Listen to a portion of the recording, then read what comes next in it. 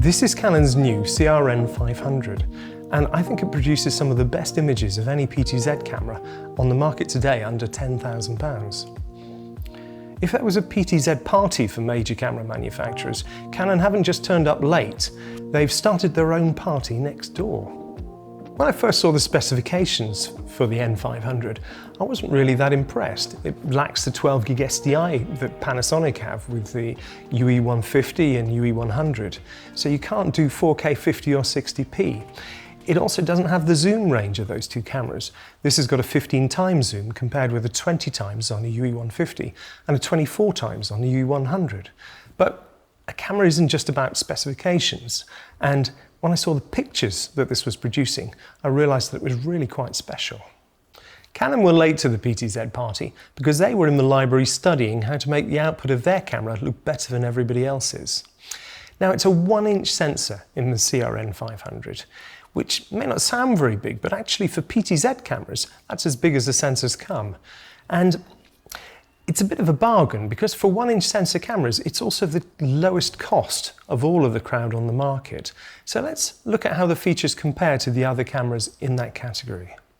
All PTZ cameras have autofocus, but Canon have taken theirs a stage further. So we've now got face detection and eye detection.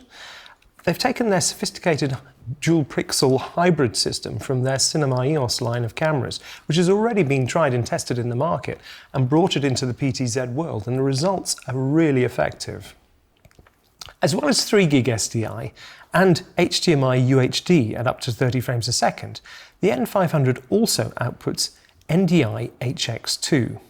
Now, this is a relatively new format which outputs UHD over a standard computer network at quite low latency, only a couple of frames.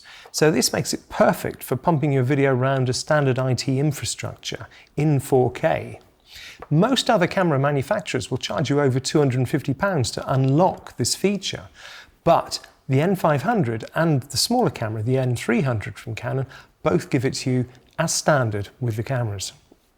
The NDI HX2 from the N500 isn't quite the same quality that you get with the full NDI built into Bird Dog cameras or the Panasonic UE100. It's got slightly more latency too, but then again, it won't overwhelm a shared network, and it can be used with a variety of production equipment, including Nutex TriCasters, Epiphan Pearl 2s, Wirecast or vMix software, even used with the free OBS software, and it works with Microsoft Teams and Zoom. You can also use a free utility on Mac or PC as a monitor, so just using a standard computer, you can see it on any monitor on the same network. The 15 times zoom is the 35mm equivalent of 25 to 380, and it ramps from 2.8 to 4.5 across that range. There's a digital extender which will give you a lossless 30 times in HD or 20 times in UHD. Now this means the camera is very wide for a PTZ. In fact, it's the second widest in the whole market. The only one wider than this is the Panasonic UE150. And the 15 times range or 20 times with the extender will be suitable for all but the very largest of venue. The combination of the 1-inch sensor plus its relatively low 10 megapixel resolution means that the N500 is actually very good in low light, which is unlike the vast majority of PTZ cameras. Also, it has the ability to shoot in Canon log, which is great for those high dynamic range scenes you sometimes have trouble shooting with other PTZs. Most PTZs have an audio input. All the ones I've seen up until now have got a 3.5 stereo mini jack input, which of course is unbalanced. Now Canon again have gone a step further with the N500, and we get XLR inputs. Now these can even have phantom power, which means that the audio you get with this camera is as good as the pictures. What separates the major manufacturers' PTZ cameras from the sort of conference and AV level cameras is not just the quality of their video output, but also the sophistication of their software interfaces. Now, up until now, Panasonic have produced my favourite software interface for controlling their cameras. But Canon come really close in their first outing, and their software is very user-friendly, especially for people like me who are used to standard camera menus.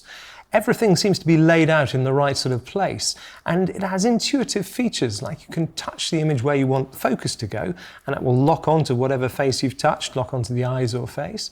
You can also touch to zoom, so if you touch an area of the image, it will pan the camera so that becomes the center of the image. This is really intuitive when you use the software on an iPad or tablet PC. As well as 100 different preset positions, the N500 also has 10 tracing memories. Now, this is like choreography for cameras. An operator can record a series of movements which can last up to 5 minutes. So you can pan, tilt, zoom, move the camera, and it will replay exactly what you've done just at the touch of a button.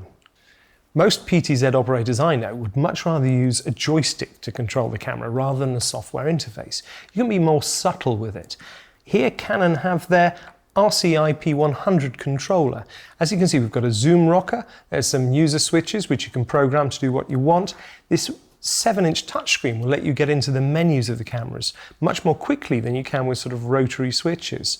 This single controller can control up to 100 cameras over IP.